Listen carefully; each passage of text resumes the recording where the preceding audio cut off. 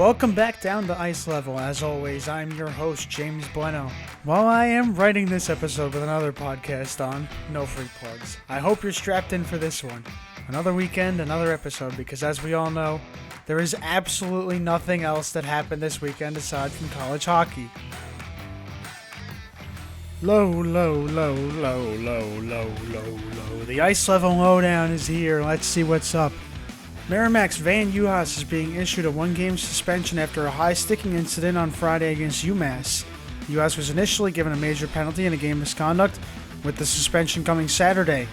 He was ineligible for the Warriors' next game against UMass Lowell on Saturday and can return on February 7th against BU.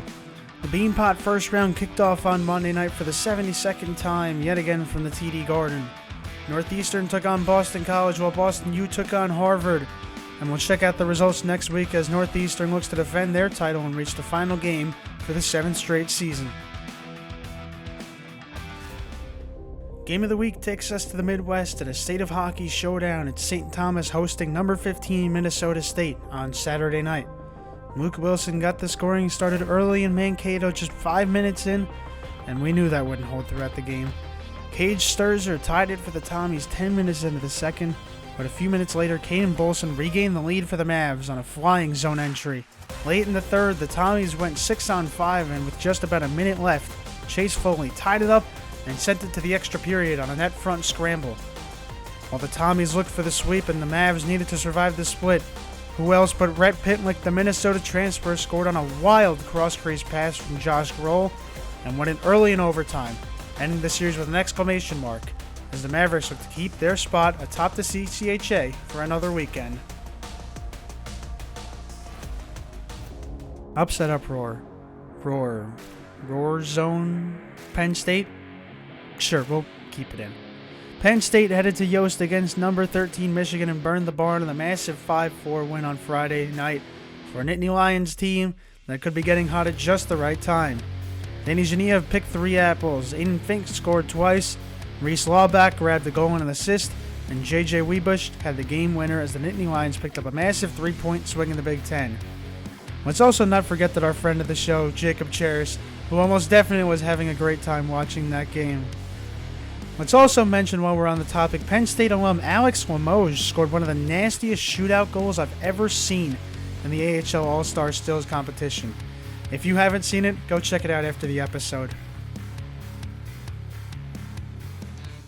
Starting us off in Atlantic Hockey America for the cross-conference highlight hub. The battle at the top of the conference did not disappoint this weekend as Sacred Heart swept Niagara in 2 close 3-2 games way up by the Falls. Game 1 saw Max Dorrington score the game winner for the Pios in the third period, while Game 2 saw Mikey Adamson score his second as the game winner in overtime just 7 seconds in, keeping the Pioneers rolling in the conference. After that swing in Western New York, let's see where the Purple Eagles and friends stand in this week's AHA standings. Sacred Heart stands alone at the top with 46 points and 22 played, followed by Holy Cross taking over in second with 41 and 19. Niagara sits behind them with 39 points and 21, Bentley behind them with 37 and 19, and Army with 32 and 19. Canisius sits about the midway point with 30 points in 18 games, followed by Air Force with 26 and 20. Robert Morris has 23 points in 20 games. AIC 20 points in 18 games, and to round us out, RIT with 17 and 20, and Mercyhurst with 16 and 20 AHA games played. In the Big Ten, as we already spoke about Friday night's Penn State game, we won't get too much into that series, but Michigan went on to win Game 2 7-3, getting the points back in a tight conference standings. Number 11 Ohio State also split their series in Columbus against number 2 Michigan State, with the Buckeyes looking to play spoiler and send number 4 Minnesota to the top of the conference, who actually just swept number 17 Wisconsin over the weekend as well. And after a full weekend slate before some rivalry games, let's see where the Big Ten teams stand. Michigan State sits alone at the top with 40 points and 18 played, but not far behind them is Minnesota with 38 and 18. A big drop off to Ohio State with 28 points and 16 played, Michigan with 25 and 18, and Wisconsin with 24 and 18. Penn State sits behind them with 14 points in 16 games played, and Notre Dame at the bottom with 11 points and 16 Big Ten games played. In other CCHA news, besides St. Thomas and Minnesota State's split, Ferris State is on a roll, winning 4 of their last 5 and sweeping Bemidji State over in our friend Jared Rubedo's town, winning 5-1 and 2-1 in 2 games.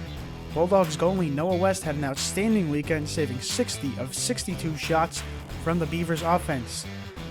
With some teams getting hot and some struggling to sweep, let's see what the CCHA standings look like this week.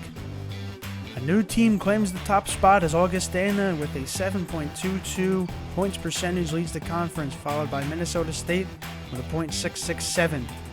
Michigan Tech follows them with a close 630 and Bowling Green below them with a 600. As we dip below 500, St. Thomas follows them with a 483, Ferris State with a 450, Lake Superior State with a 444, and rounding us out are Bemidji State with a 400 and Northern Michigan with a 200 points percentage in conference. In ECAC hockey, number 14 Quinnipiac is starting to find ways to win as they took an overtime win over Dartmouth on the road, with Jack Ricketts picking up a hat trick and the game winner.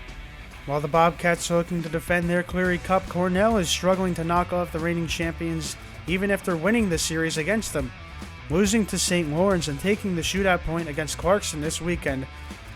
With the league starting to heat up and teams winning random games left and right, let's see who stands where in ECAC hockey. Quinnipiac stands alone at the top with 30 points and 14 played, but look out below, it's Colgate with 29 and 14 as well.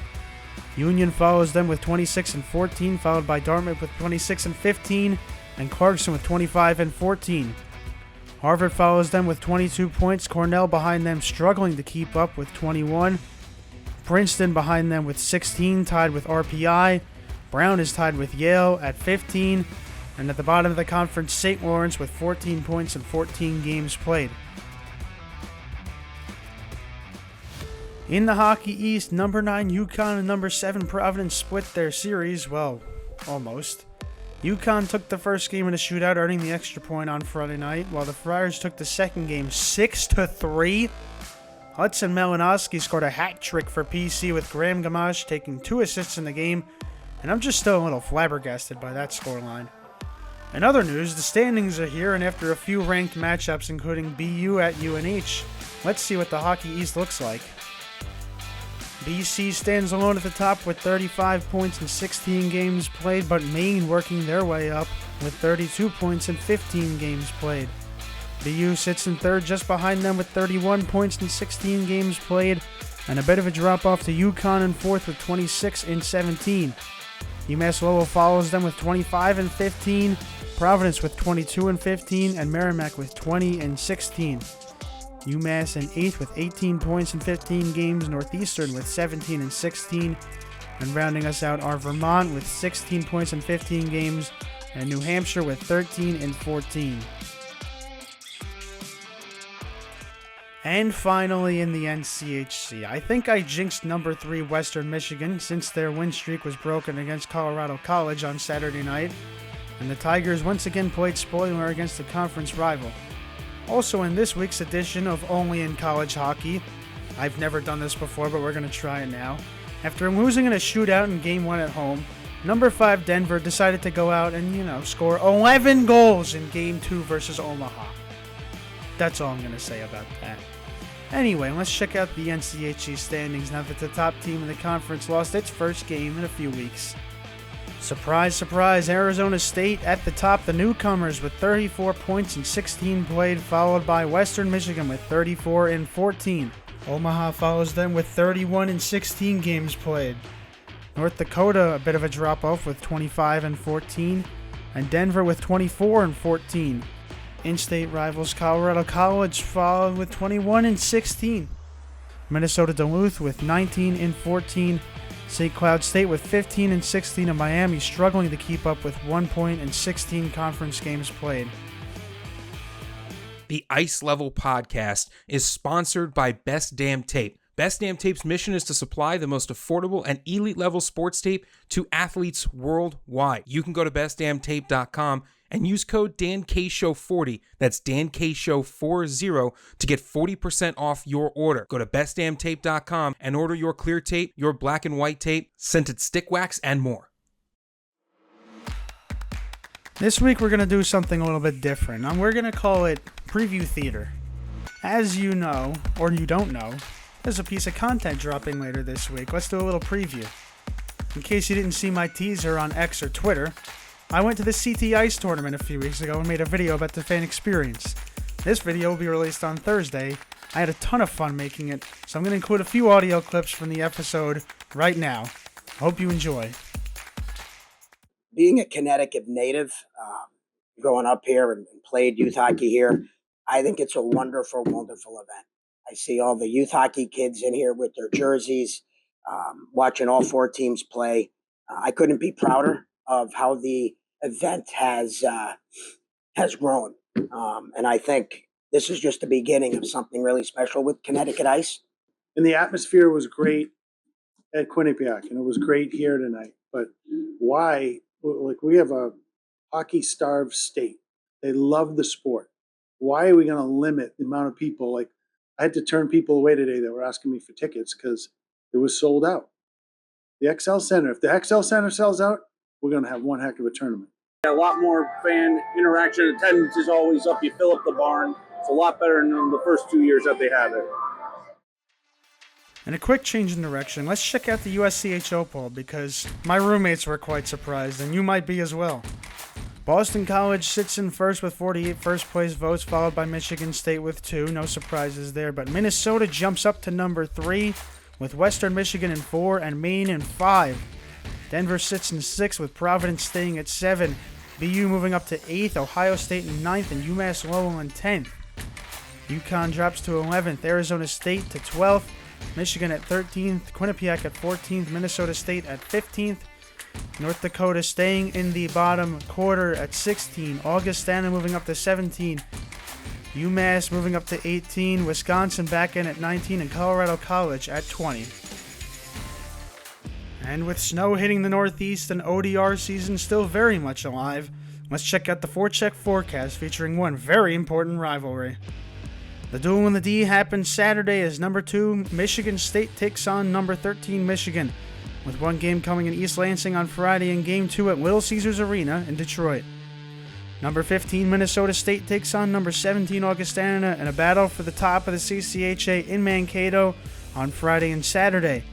Number 5 Maine heads to PVD to take on number 7 Providence in a 2-game series with the top teams in the nation and in the Hockey East. Finally, in the Hockey East, number 11 UConn and number 18 UMass renew their rivalry with games at the Scano Ice Forum and the XL Center on Friday and Saturday. And that's all for this week on Ice Level. Thanks again for coming down to the rinks across America with me. As always, I'm James Blennau, and I'm not an expert, and neither are you. Let's grow college hockey together. I'll see you next week.